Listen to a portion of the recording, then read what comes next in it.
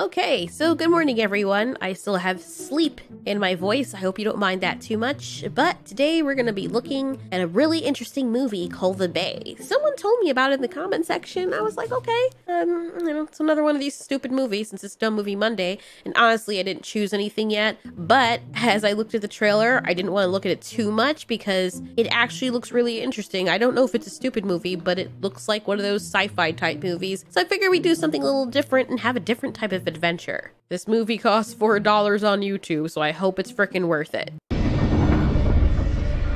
I don't know why when I see Lionsgate I get happy because I'm like, okay, there's a chance this movie actually might be good. We begin tonight with an environmental mystery. And debris along the beach as far as the eye can see. That's not what it is. On front lawn, large fish kill has struck along the shoreline of the Sebastian. Ooh, well, this looks mighty depressing. So they start off the intro by showing a whole bunch of dead fish and dead birds. Obviously, something is going on here. Something really bad, like some kind of virus or something. That's the first thing that comes to your mind. With all these disgusting dead fish and this unexplained event that is causing birds and fish to just suddenly drop dead. 2:00 in the morning told me he had birds falling out of the sky. Scientists don't know what killed them. I'm sorry, it's just the way her voice like echoed into that. I don't know what kill them.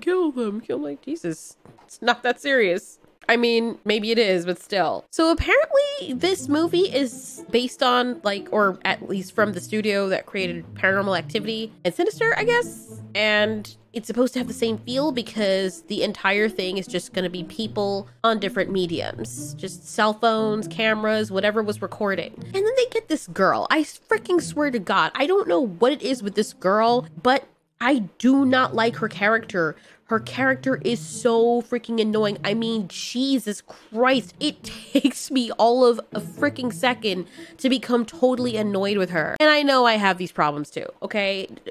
Trust me, I do. I know sometimes I can be very annoying myself, but I don't need my annoyance and then somebody else's annoyance on top of my annoyance. My name is Donna Thompson. I was a communications major at American University, covering the July 4th festivities in Claridge, Maryland on July 4th.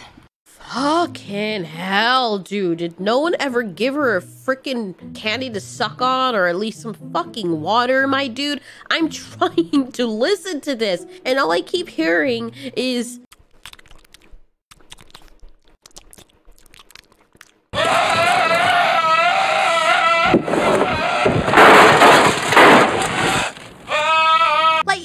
Jesus, you can tell her mouth is freaking dry. Go and take a sip of water. Like, I know you guys in some of the videos where I'm really stuffy, you're like, blow your nose, you know? If I could, I would.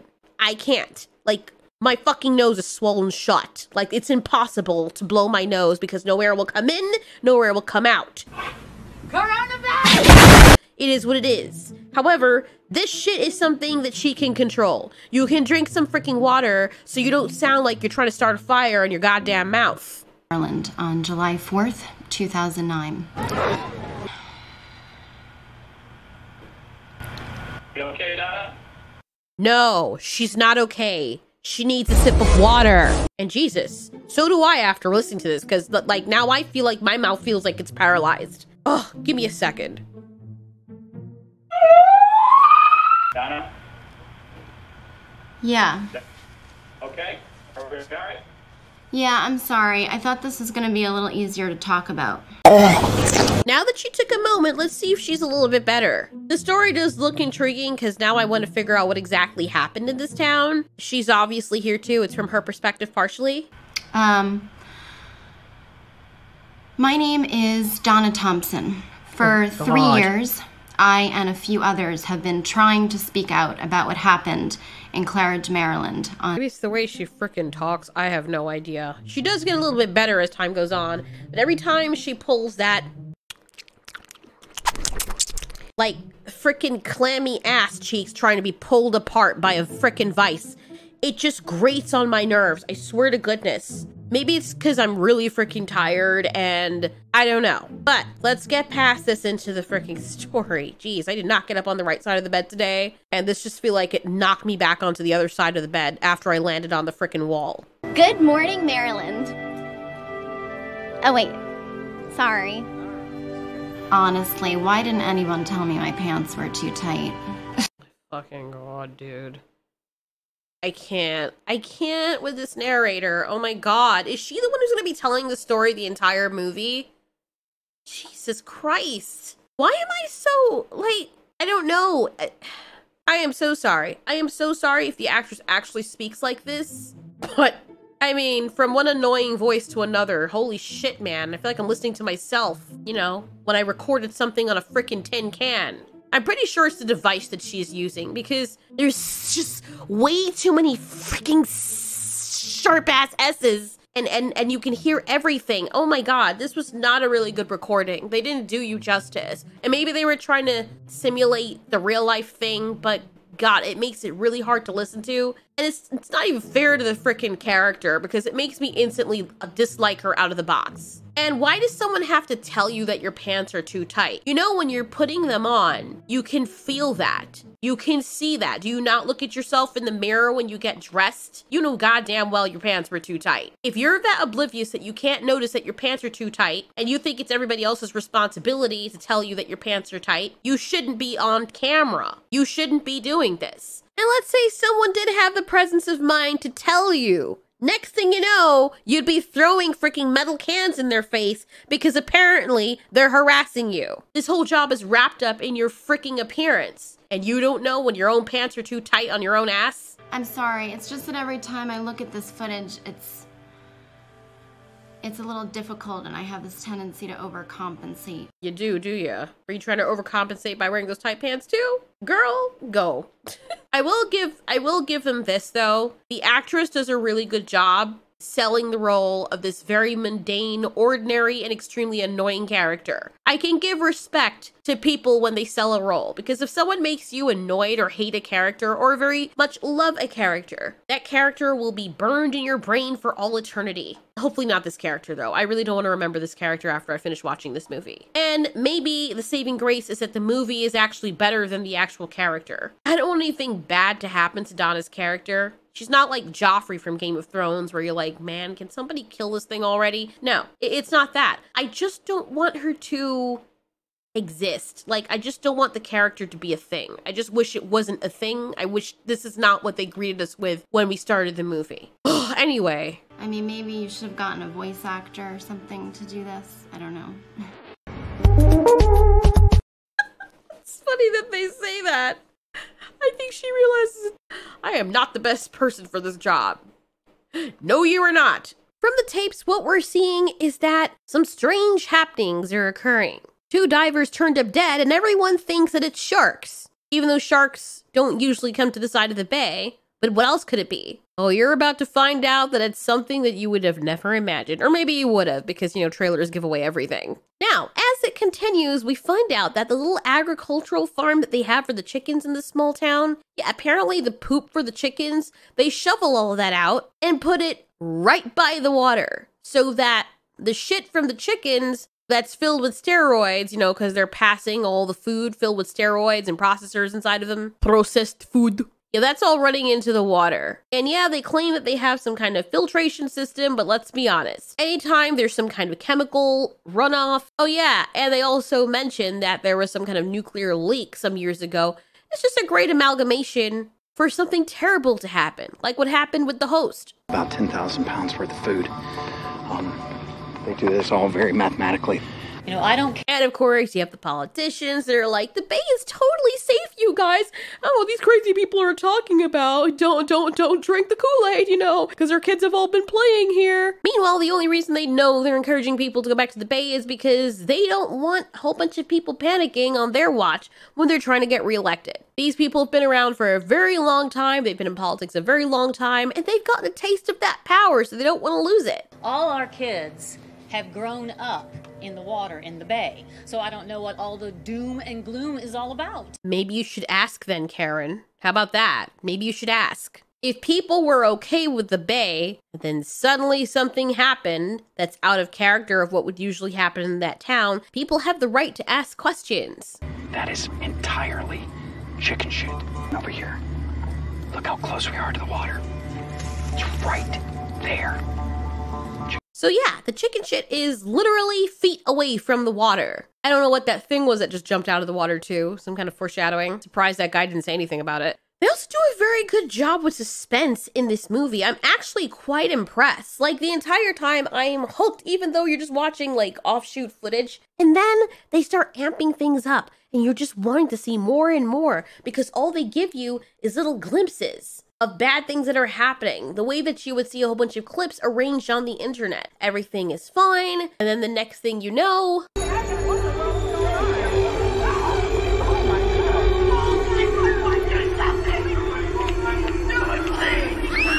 so you start hearing all the screaming and you're like, what are they screaming at? Okay, this woman's upset. No one knows why she's upset. Is she sick? Something wrong with her? Then you start to hear screaming from other places, but no one can see exactly what's going on. So you're left in the dark. All you feel is that foreboding suspense, like something bad's gonna happen, but you can't see what it is. You can't see where it's coming from. And then you start to see people turning up sick. My husband! What's happening to me? Look at my husband! I need to go to the hospital!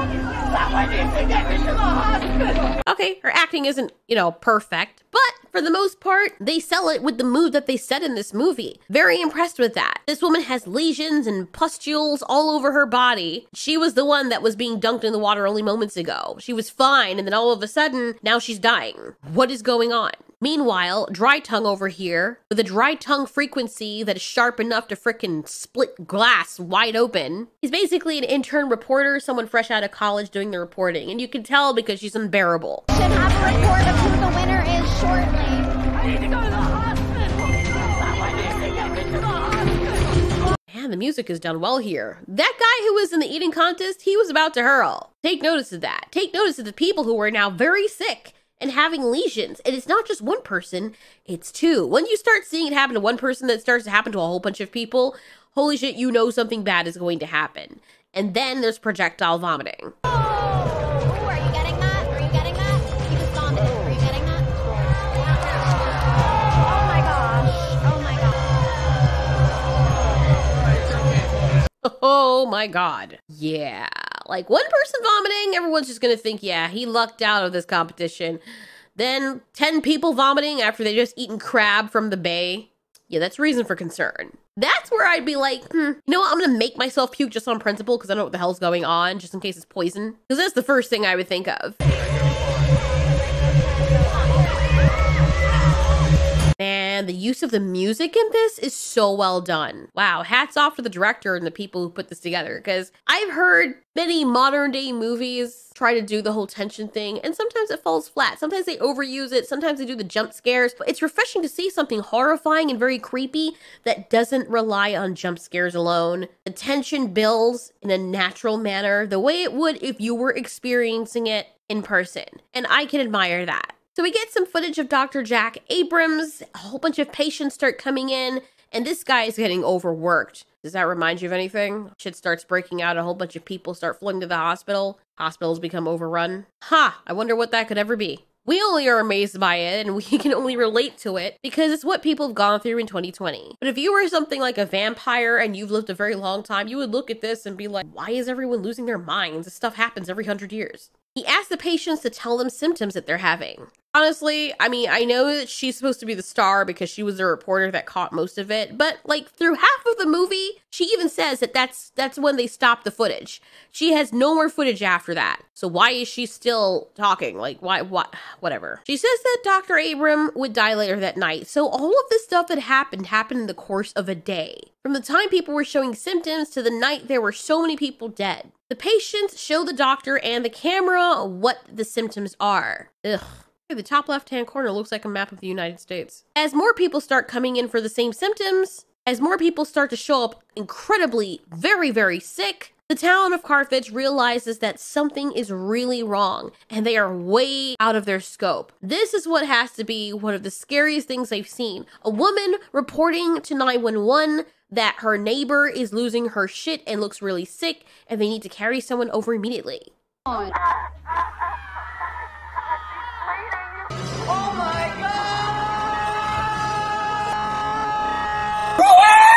Like, we saw this woman for the first time, like, walking past her house with blood all over her. First thing anyone would think in our situation is, zombie! We watch too much TV. That's the first thing that would come to my mind, so I don't even blame anyone that would think that. Because, like, you know, what else could it be? Yeah, it couldn't possibly be that she has some kind of sickness that is obliterating her insides, causing her to have projectile bloody vomit. So people start covering it. Podcasts, people phoning in. Everyone has all these notions. Because remember, us as the audience, we're seeing everything that the officials are seeing. But the regular people don't really know what's going on. All their findings, they don't know about this until like way later. And the scary part about it that is really freaking sad is that they had a hunch that something was wrong many months ago, i.e. the divers that they found who they thought were bitten by those sharks. Turns out those divers were attacked by some kind of isopod. It literally is a story from the host, but with smaller creatures and a more terrifying outcome. Oh, look, it's the girl from Zoo. I didn't like her character in that series. It was very hard to watch her, and she was a little tolerable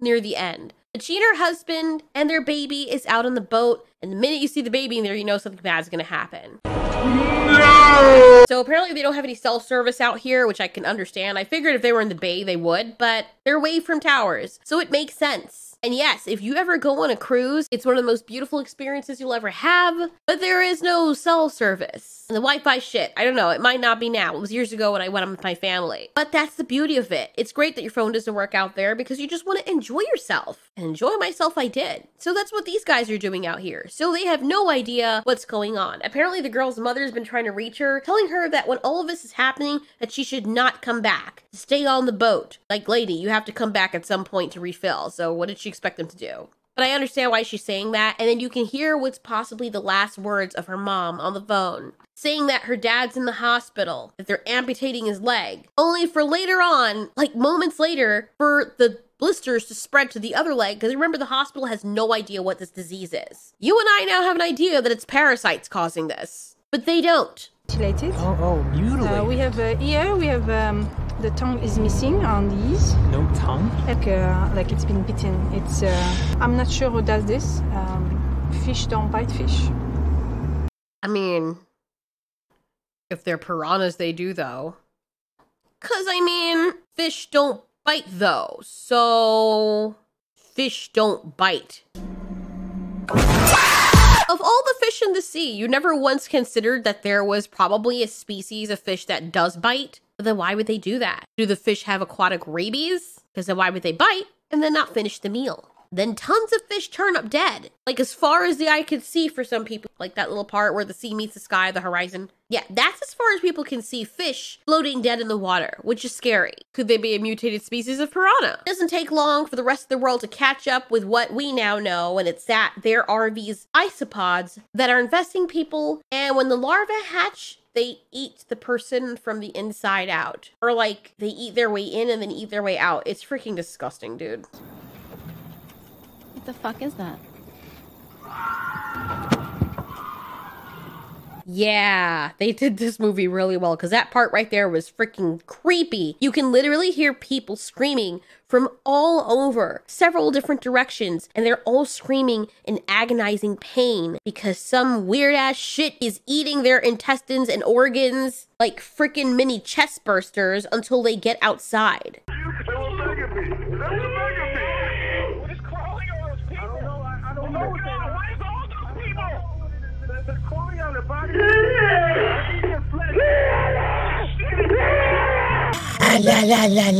So, yeah, we learn pretty quickly that these people have been suffering with these symptoms because something is bursting from out of their bodies. Ugh, gross. And apparently the cop went in there and he was so surprised by what he saw and so sad for these people that he killed them all.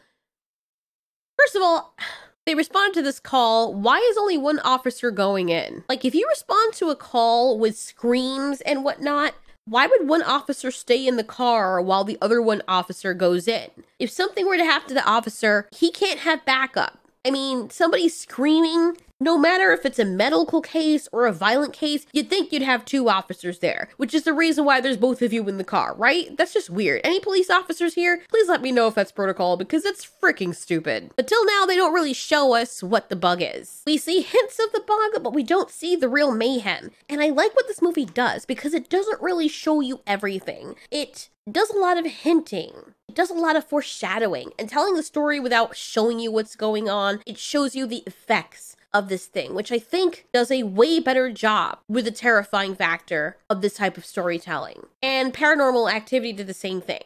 It's what you can't see, right? It's something so small or insignificant that you can't readily see, but you can see the effects of it, is what's terrifying. Supposed to even be in the brackish water. Someone in my mouth. How's it going to get through a filtration system? What about the larvae? So the larvae that they found in these fish apparently go through the water. People end up with it on their skin, but at the same time, they get bitten. So it's worse if you swallow it. But also, if the water goes on you, these little larvae can like eat through you, which is in of itself very freaking terrifying. From a desalination plant in Claridge. Be looking at a new form evolve. So this tongue-eating louse thing that I mentioned in the other video, which is why somebody told me about this movie, thanks a lot for that, by the way. This parasite that is afflicting these people, this is basically the amped up supernova Godzilla version of it, without being a freaking Titan. First of all, these things are way bigger, they're way more aggressive, and they do a lot more damage. So yeah, no longer is this little gross thing something that people look at and they're like, ew, gross. Now they look at that and they cower with fear. Because that thing will eat through human skin, eat your tongue, eat your face, which is what it's been doing to all these people. Version. They found a 2.5-foot one trying to burrow its way into a submarine. Yeah. So now this couple comes back and they realize the town is literally a ghost town with dead bodies lying everywhere. The hospitals are overfilled. People have left the hospital, as a matter of fact, because now everyone's infected. This entire town is infected and needs to be in quarantine. People start to go crazy. Dead bodies just lie on the floor. There's no ambulances around. The wife and husband try to phone into a friend from somewhere else, hoping that he can help them. I don't know what they expect him to do from so far away, but they're just hoping for some help. She's trying to tell them what's been happening, or the fact that there are dead bodies all around. Then he tells the husband, what's on your neck? What happened to you guys? What's on my neck? Oh my God. Alex. What is it? Oh. Can you guess what happens to this guy? The pain is so great that he gives his wife the fire poker, or whatever you call it thing, and tells her that he can't take the pain, she has to kill him. Holy shit. Oh my God. Oh, for frick's sake, dude. Oh, can you imagine being in so much pain because some freaking parasites are inside of you, eating all your organs very slowly and agonizingly and trying to burst out of you, like eat their way out of you after they feasted on your organs? So now you have a whole bunch of internal bleeding going on. Oh God, my ass cheeks are weak. Holy crap, I can't any more of this. I can't do this a second time. I'm sorry, I'm really trying, but it's too much.